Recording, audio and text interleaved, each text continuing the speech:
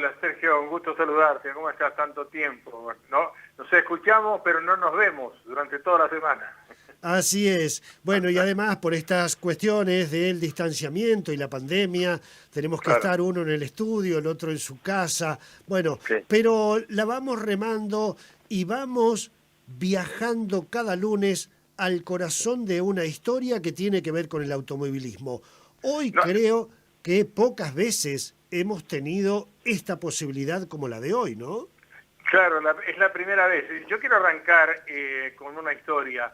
El 18 de septiembre del año 1967, el óvalo de Rafaela se inauguraba su pavimentación, porque anteriormente el circuito, del cual yo he ido con mi padre, con amigos y demás, era un circuito de tierra.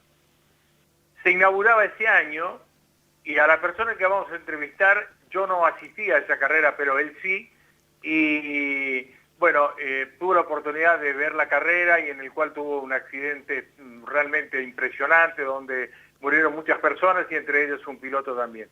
El padre de este muchacho les dijo: chicos, yo no quería que ustedes vieran lo que están viendo, así que mejor nos volvemos a Córdoba, y bueno, y ahí sigue la otra historia. Pero yo me engancho con él a través de esa historia, porque yo quería averiguar datos de aquella carrera. Y ahí inicio el contacto con Juan Ignacio San Martín, que es este tipo fenomenal que yo lo encontré en las redes y que además me dio una sorpresa bárbara, porque le quiero decir a la gente de la audiencia que un día viendo el canal Encuentro sobre la historia de Fadea, aparece un tipo y yo digo: ese tipo yo lo conozco, esa persona yo lo conozco. Claro, si había estado hablando conmigo hacía un día o 2 días antes. Y la verdad que me agrada muchísimo tenerlo en nuestro programa, a Juan Ignacio San Martín, porque además tiene una historia que tiene que ver con Neuquén también, pero él la va a contar, porque además es una excelente persona y un excelente dibujante. Así que ya lo podemos presentar, Sergio. Sí, como no, adelante. Bueno, Juan Ignacio, la verdad que nos da mucho gusto presentarte aquí en Neuquén, en nuestro programa Historias a Fondo, con Sergio Sarachu, que como te decía hoy, está en el estudio, yo en mi casa, pero bueno, así estamos en Argentina y en el mundo. Así que bienvenido al programa. ¿Cómo te va, Juan? Buenas noches. Buenas noches, mucho gusto, Oscar. Un gusto para mí, un honor estar con ustedes. Bueno, ¿por dónde arrancamos? Porque la verdad que, bueno, antes que nada quiero decirte que hay una persona que me mandó un mensaje que dice: mi corazoncito está puesto en Fadea, porque cuando yo trabajaba ahí se comenzó a trabajar o se estaba trabajando con los Futurá, que es Clemar Tosolini, que es de Morteros. Bueno, Morteros para Juan Ignacio es conocido, pero digo para la audiencia en general, y está él escuchando la radio desde allá, así que comenzamos con esta historia. Juan, ¿qué te parece? Porque la historia tiene que ver, justamente la comienza tu abuelo en la inauguración de la Escuela Militar de Aviación ahí en Córdoba, ¿no? Bueno, la historia comienza en 1927, cuando se crea la Fábrica Militar de Aviones. Allí mi abuelo tiene actuación a partir del año 44, cuando es director de esta gran fábrica, que fue el que constituyó el polo metalmecánico más importante de Sudamérica en aquella época. El brigadier San Martín, que fue mi abuelo, toma la conducción de la fábrica en 1944, en un momento en que el mundo estaba en plena Segunda Guerra Mundial y era casi imposible conseguir materiales para fabricar aviones. Así que su ingenio hizo que utilizara maderas nacionales en la fabricación de aviones, y así se construyeron 201 aviones de entrenamiento de L-22, totalmente hecho con madera de la provincia de Misiones, y también el IA-24, el Caiquín, un bombardero bimotor muy importante. Se hicieron 101 de estos aviones con total éxito. O sea, suplieron la falta de material metálico, de aluminio, de hierro, con la madera nacional, y obtuvieron aviones de gran calidad y de mucha durabilidad. Estos aviones estuvieron mucho tiempo en actividad. Bueno, tenemos que decir que vos tenés escrito un libro del cual nos has enviado hoy, donde están toda la historia de cómo se fueron construyendo los aviones, bueno, toda la historia que tiene que ver con tu abuelo y todo lo demás. Pero yo quiero que me cuentes, antes de comenzar, porque vamos a tener mucho para charlar, hasta 1:30 más o menos, y 35, tu abuelo es designado además como, digamos, él era brigadier, pero él tiene un contacto con Perón que le propone ser gobernador de la provincia de Córdoba. ¿Esto es real? Sí, señor, sí, señor. Él estaba dirigiendo la fábrica de aviones en 1948 y recibe un llamado de la Presidencia de la Nación. Sí. El presidente Perón en persona se comunica con él y le sugiere que se presente a las elecciones para gobernador de Córdoba, porque él necesitaba un hombre como mi abuelo en la gobernación de Córdoba. Ajá. Mi abuelo, que era un técnico, era doctor en ingeniería aeronáutica, además de militar, le responde, le agradece mucho el honor de ese ofrecimiento al presidente, pero le dice que él es un técnico que está muy cómodo en la fábrica, que tiene muchos planes para el futuro de esta gran fábrica. Así Claro. que a él le gustaría seguir desempeñándose como director de ese lugar. El general Perón le responde, señor, usted es militar, ¿verdad? Sí. Bueno, yo también lo soy y yo soy general. Y yo no le estoy preguntando si usted quiere o no quiere presentarse a la gobernación de Córdoba, sino que le estoy ordenando que se presente como candidato a gobernador. Bueno, se presenta y ganó las elecciones. Y tuvo una tarea muy importante como gobernador, y hizo gran cantidad de obras, y principalmente él había generado desde la fábrica de aviones, había generado una verdadera revolución industrial a partir de Córdoba, justamente con la fabricación del avión DL-22 que yo le mencioné recién, ese avión de madera. Ajá. Él convocó, cuando hizo el prototipo lo desarmó íntegro, puso todas las piezas en mesas y convocó a los pequeños talleres que había en Córdoba y después en todo el país, gente que tenía tornos, que tenía alguna fresa, para que buscaran la pieza del avión que podían fabricar en su propio taller. Esto generó una cantidad de proveedores privados en esta gran empresa del Estado, que es una cuestión inédita. Y esos pequeños proveedores, con el asesoramiento y el apoyo de los inspectores que le mandaba la fábrica, aprendieron a trabajar a nivel aeronáutico y fueron creciendo y son los grandes autopartistas que principalmente la provincia de Córdoba tiene actualmente. Juan Ignacio, sí. Perdóname, cortá ahí un poquito. Sí. Fue un adelantado tu abuelo, porque después eso mismo se hizo, si mal no recuerdo, lo que yo leí, con la NASA cuando construían las naves espaciales, donde los autopartes fueron armadas por diferentes personas. Así es, así es. Y una pequeña anécdota que, si me permiten. Sí. Cuando él convoca a estos talleres pequeños, convoca a un gran fabricante que era Ballester Molina, fabricante de vehículos y de armas, ¿no? Sí. Lo convoca para esta compulsa y le pide que vea qué pieza puede trabajar, hacer en sus talleres.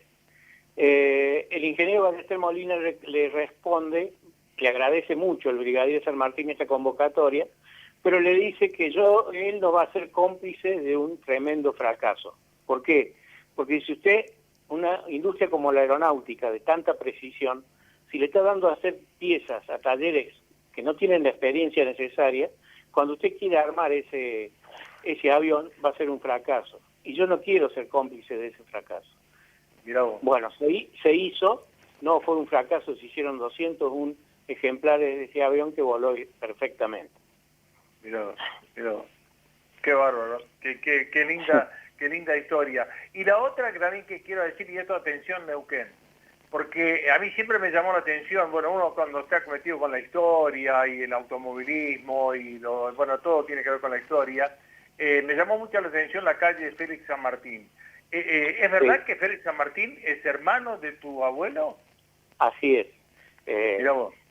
Mi abuelo fue el hijo número 23 de una familia muy numerosa, del cual no vivieron todos estos hermanos, pero uno de los mayores era Félix San Martín. Félix San Martín era un periodista y era un docente que se formó en Buenos Aires, pero un día decidió ir al sur y se radicó en la zona de Neuquén. Tranquil, es el lugar donde él tenía unas 150 hectáreas. Ajá. Él trabajaba esa tierra durante el verano y en invierno, prácticamente por las inclemencias del tiempo, pasaba 5 o 6 meses encerrado, y ahí fue cuando produjo algunas obras literarias, como Entre mate y mate, El paso de Villarrica. Son libros que escribió él, porque era muy buen escritor y un hombre intelectualmente muy interesante. También hubo otro hermano de Félix, que se llamó Pedro San Martín, que fue gobernador de Neuquén en el año 49. Creo que es el único caso en que mi abuelo, Juan Ignacio, y Pedro coincidieron casi un año simultáneamente en gobernar 2 provincias, 2 hermanos, o sea, Neuquén y Córdoba. Mira, Es un caso ¿me reiterás dónde estaba tu tío Félix San Martín, que se me acordó ahí un poquito en qué lugar estaba? Quila Tranquil es el lugar, ¿no? Ajá. Sí. Bueno, yo me desayuné con esto, no sabía que Félix San Martín, mirá vos cómo es la historia, cómo es la vida de cada ser humano. Bueno, vamos a darle el pase a Sergio, que seguramente te sale de las casillas para preguntarte algo desde los estudios. Sergio. ¿Cómo no? ¿Cómo no? Buenas noches, Juan Ignacio. Sí, la verdad que toda la familia tuya vinculada con la historia de la Argentina, aquí en el caso de nuestra provincia, Félix San Martín, que fue gobernador interino también de nuestra provincia, además de escritor, etcétera. Pero bueno, vamos a ir de lleno a lo que ha sido el desarrollo de tu familia allí en Córdoba. Yo creo que vos has estado, a través de tu abuelo y de tu padre, en la intimidad de lo que fue el nacimiento, por ejemplo, del rastrojero, que tengo entendido que nace a partir de unos tractores norteamericanos que no se podían usar, ¿verdad? Exactamente, estás bien informado, Sergio. Mire, el rastrojero nace de una compra que hizo el gobierno nacional de 3.000 tractores Empire, que era un pequeño tractor con un motor, el mismo motor que equipaba el Jeep, el Willys Overland. Claro. Esos tractores los usaron los norteamericanos para movimiento de aviones en las bases aéreas de Estados Unidos. Ese tractor se importó a nuestro país con la intención de entregarlo a la gente de campo, para que trabajara sus tierras. Resulta que este tractor no estaba diseñado para tirar un arado, y se levantaba, era muy liviano, levantaba la rueda adelante y volcaba, lo que produjo muchos accidentes muy graves. Razón por la cual el gobierno recolectó nuevamente estos tractores y los estivó en un enorme galpón en Buenos Aires. Allí mi abuelo, que ya era ministro de Aeronáutica en el año 51, los vio este material cuyas ruedas se estaban desinflando, se estaban oxidando, y dijo, no podemos darnos el lujo de perder semejante lote.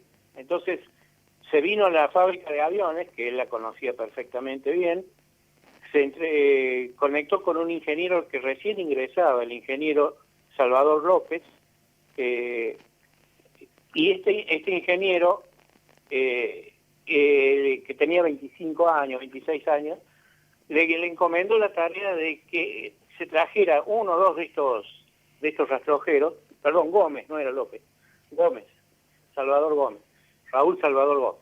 Se trajo uno de estos tractores de Buenos Aires hacia la fábrica, lo desarmó íntegro, y el encargo del brigadier San Martín fue que diseñara un camión liviano para tareas rurales, para el campo, a partir de las piezas de este tractor.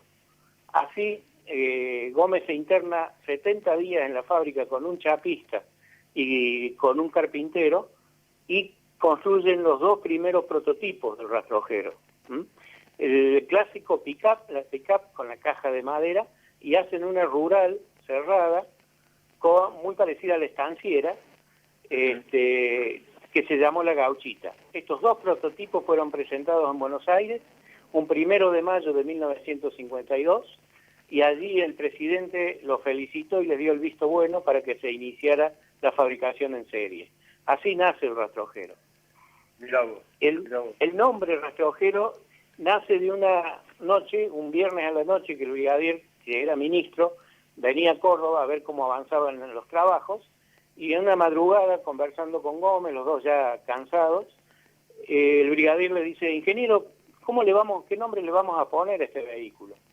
Y Gómez le dijo, mire, brigadier, lo estuve pensando, este va a ser un vehículo que se va a desplazar sobre los rastrojos, en el campo.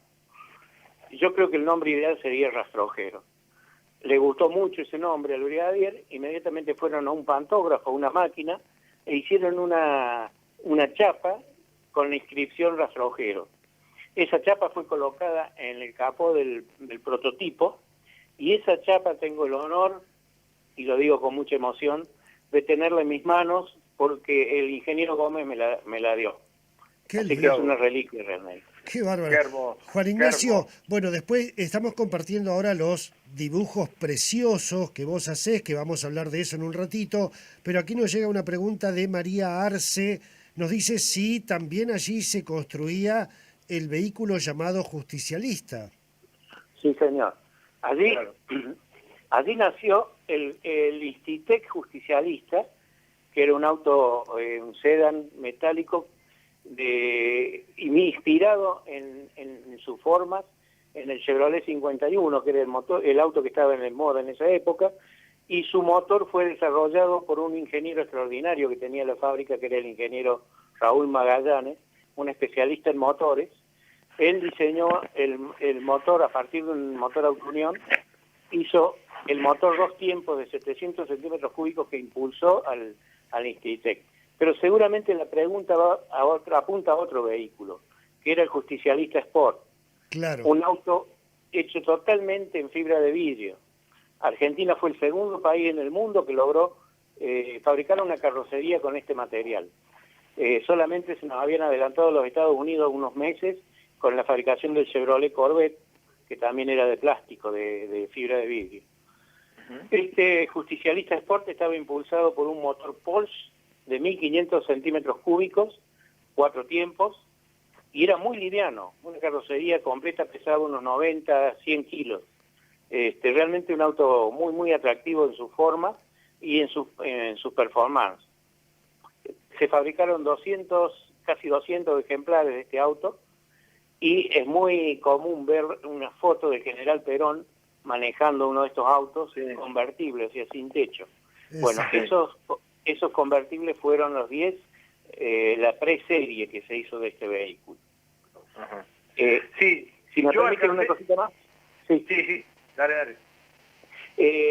También hay gente que confunde este auto con el vehículo que hizo un ingeniero también acá muy conocido, que era el desarrollo de un motor V8 que se hizo dentro de la fábrica.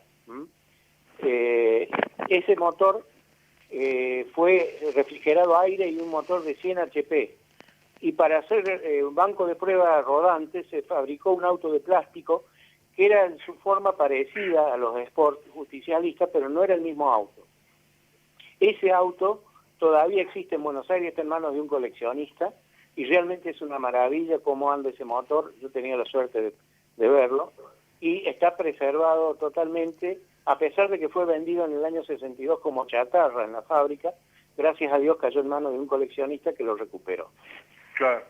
Sí, lo que te iba a decir, Juan Ignacio, que yo tenía, digo, porque falleció un primo de mi papá que vivía en Balneario, otro pueblo de la provincia de Córdoba, que se dedicaba a repartir, pan dulce, caramelo, todas esas cosas, abastecía kioscos, y él andaba en un Graciela. El Graciela también fue un vehículo que se fabricó ahí, ¿no?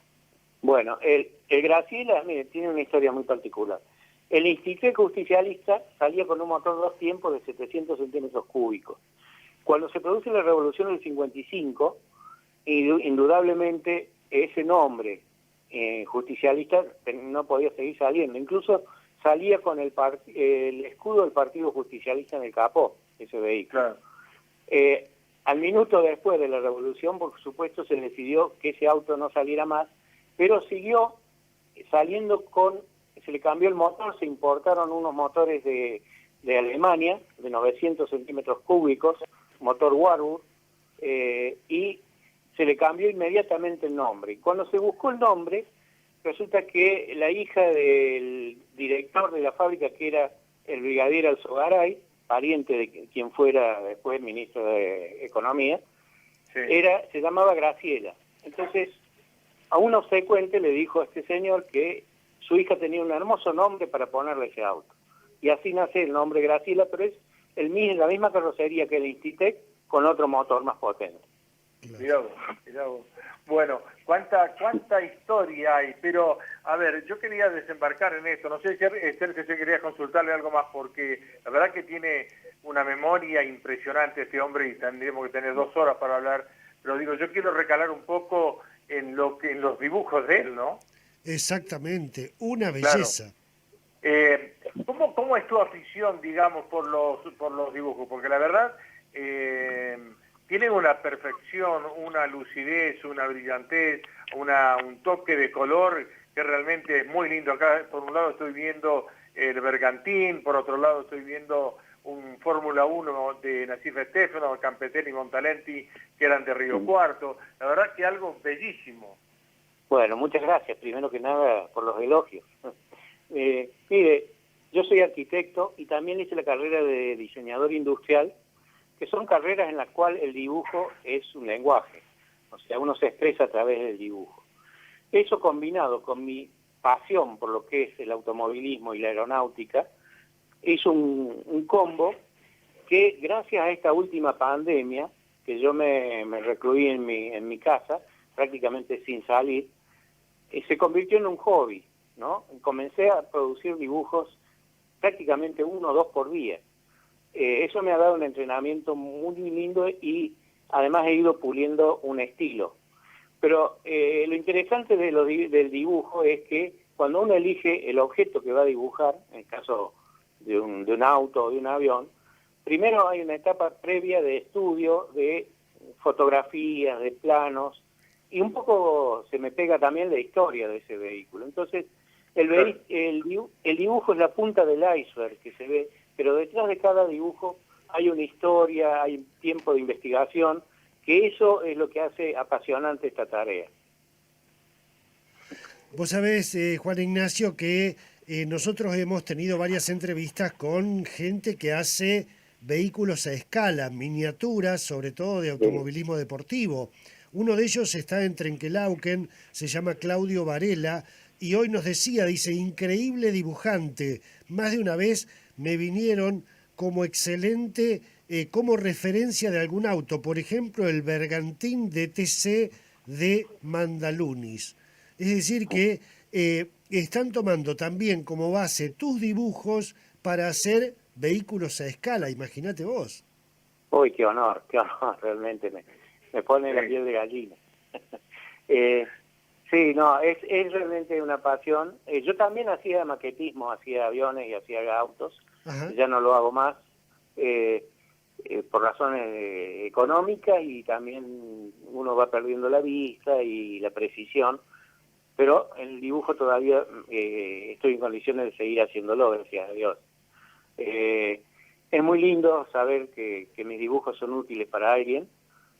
Yo lo hago simplemente por pasión y bueno, y me sorprende la llegada que ha tenido en ustedes, ¿no? Realmente me sorprende.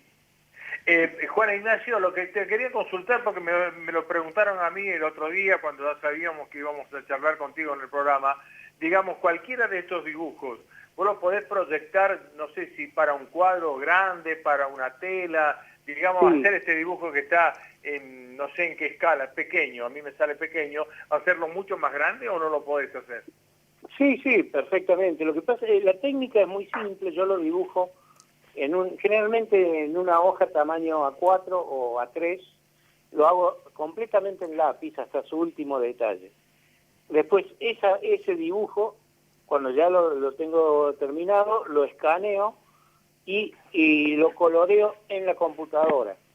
Esa es un poco la técnica, que es bastante simple. Yo no he estudiado Photoshop, que es el programa que me ayuda a hacer estas cosas, pero claro. A lo Tarzán, a decir, a los ponchazos lo he ido manejando. Y ese es un poco el procedimiento. Estos archivos pueden ser impresos en grandes tamaños también, porque son bastante pesados como archivo, ¿no? Así que he hecho ampliaciones, y hay gente que ha hecho cuadros, y he hecho una exposición en el Museo de la Industria de Córdoba también, pero en láminas que eran tamaño A3, más o menos. Ajá. Y realmente queda muy llamativo por los colores, ¿no? Claro, Bueno, totalmente. yo quiero agradecerte la gentileza que has tenido de hacerme el Chevrolet 39 de turismo de carretera, porque mi padre era fanático del Chevrolet y yo heredé eso, y yo lo tengo ahí, lo bajé en una computadora, y la verdad que parece una foto real y en serio, no parece un dibujo, una perfección de aquello. Bueno, el Chevrolet 39 es uno de los vehículos que me gusta mucho, de aquella época es el que más me gusta, y el secreto es pasión, es ponerle mucho amor a cada cosa. Realmente disfruto muchísimo haciéndolo, me ha hecho mucho bien desde el punto de vista de la salud, porque uno mentalmente se abstrae de muchas cosas que pueden afectarlo, y me encierro en eso, ¿no? Totalmente. Es muy gratificante para mí. Totalmente. Juan Ignacio, bueno, la última pregunta por el lado mío. Vos sos un apasionado y un referente de la historia de la aeronáutica en la República Argentina. Y hablando de historia de la aviación argentina, la Patagonia debe ser un capítulo más que apasionante para estudiar esa historia de la aviación con la aeroposta, etcétera, etcétera, ¿o no? Claro. Sí, por supuesto. El gran Saint-Exupéry, que era el autor del Principito, fue un piloto que voló mucho por el sur, y eran realmente héroes, ¿no? Gente de un valor y de una pasión por cumplir con su misión de llevar el correo, en esas zonas de fuertes vientos, tan difícil de volar. Realmente es admirable, muy admirable. Bueno, la verdad que hay otra de las cosas que yo quería compartirte, Sergio, y la audiencia. Yo te hablo de lo que yo he visto en la vida, ¿no? Por ejemplo, el auto que figura, que recién lo pasábamos, que es el Maserati Tornado que corrió Luis y Palma, está tal cual, es exactamente igual. Bueno, ahora estoy viendo el auto de Moroni, bueno, el rastrojero, el tractor Pampa está exactamente como es el tractor Pampa. La verdad, una exactitud, una precisión del dibujo que es muy llamativa, muy llamativa. Sí, es lo que yo le decía, busco que el detalle más fiel posible de lo que es el vehículo real. Y muchas veces me han escrito, me sorprende, porque los viejos autos de turismo carretera, yo tengo fotos en blanco y negro, me cuesta mucho averiguar a veces su color original, y eso lo logro a través de contacto con gente que han sido mecánicos o han sido nietos del corredor, y me informan. Pero a través de estos dibujos, que los pongo en Facebook, me han escrito muchísimas personas que además me enriquecen con sus aportes, porque me dan detalles y me dicen, pero está igual, si tenía, es tal cual. Si usted me provoca, y es cierto, es un disparador de emociones y de recuerdos, ¿no? Sí, Esto para mí es una satisfacción muy grande. Totalmente. Bueno, de mi parte te agradezco mucho, tendríamos que seguir hablando mucho del proyecto Pulqui. Lo único que me queda como reflexión, decir que lamentablemente estos cambios políticos en la Argentina, militares, democracia, golpes de Estado, que vamos para allá, que venimos para acá, han hecho fracasar un montón de proyectos, por ejemplo lo que vos enumerabas recién, que después caducaron porque el gobierno que vino no era de la idea del otro. Bueno, lamentablemente, ¿no? Pero realmente una industria nacional de primerísimo nivel teníamos en algún momento, ¿no? Así es. Yo siempre digo que me imagino un rastrojero modelo 2021, no tendría nada que envidiarle a las pick-ups importadas que estamos utilizando actualmente, porque la evolución de ese vehículo hubiera dado sin ninguna duda, hubiera llegado a ese nivel. Y eso se truncó por razones principalmente políticas, lamentablemente. Ojalá que nos sirva de lección para que no se vuelva a repetir nunca más. Totalmente, Bueno. pero además, Juan Ignacio, no solamente razones políticas locales de la Argentina, sino también el desarrollo de una industria metalmecánica nacional afectaba a intereses externos. Eso también hay que ponerlo en la balanza, ¿no? Sí, sí, sí, Porque sí. se tocan intereses de fábricas multinacionales. Sin ninguna duda, sin Claro. ninguna duda, sí. Pasó también con el proyecto Cóndor, ¿no? Cuando queremos Claro. levantar la cabeza nos ponen un pie encima los hermanos del Sí, sí. norte, Sí, generalmente. sí, sí, sí. Juan Ignacio, bueno, Sí. la verdad que un verdadero honor. Nos quedaríamos charlando toda la noche porque tenemos material y temas para charlar, pero no queremos abusar de tu predisposición. Muchísimas gracias por recibirnos a esta hora allí en Córdoba. No, ha sido un verdadero honor para mí, un gusto. Lo felicito por el programa, estuve viéndolo desde bastante rato antes y me encanta, me gustó mucho. Realmente para mí es un verdadero honor que me hayan llamado y cuenten conmigo para lo que necesiten y llámenme cuando quieran, a mí no me molesta en absoluto. Bueno, el compromiso está hecho porque además te digo, Sergio, que Juan Ignacio me dijo que cuando todo esto pase y yo pueda ir a Córdoba, nos vamos a ver personalmente, me va a entregar firmado, autografiado por él los libros, el libro que él tiene, así que desde ya muchas gracias y desde ahora tenés dos amigos en Neuquén, Sergio Sarachu y Oscar Escalerandi. Te mandamos un abrazo enorme, Juan Ignacio, y gracias por atendernos. No, por favor, gracias y buenas noches. Nos vamos a Hasta acordar, luego. nos vamos a acordar permanentemente, Juan Ignacio, porque aquí cerquita nada más tenemos una calle que lleva el nombre de tu pariente, Félix San Martín, Claro. así que nos Perfecto. vamos a acordar. Un abrazo grande, Oscar Escalerandi, bueno, otra vez felicitaciones por este tipo de contenidos que realmente nos hacen orgullosos de haber generado este espacio. Felicitaciones por tu trabajo. Fíjate vos cómo es la historia, arranca por un lado, sigue por otro, se engancha con Neuquén, sigue, bueno, la verdad que es apasionante. Pero antes de irnos, Sergio, esto es un adelanto exclusivo que te puedo decir que no lo sabe absolutamente nadie a nivel país. Y no me quiero agrandar, sino que hay un contacto que tengo en Santa Fe, del cual me dice que dentro de muy poco tiempo se va a comenzar a construir el museo en homenaje al gran Carlos Alberto Lole Reutemann. Eso está confirmado. Después seguramente vamos a ver más adelanto, pero lo que sí te puedo decir que ya se va a poner en marcha el museo en homenaje a Lole Reutemann, bien merecido que lo tiene, ¿no? Viaje al puerto de la noche. Conduce el escritor y periodista Sergio Sarachu.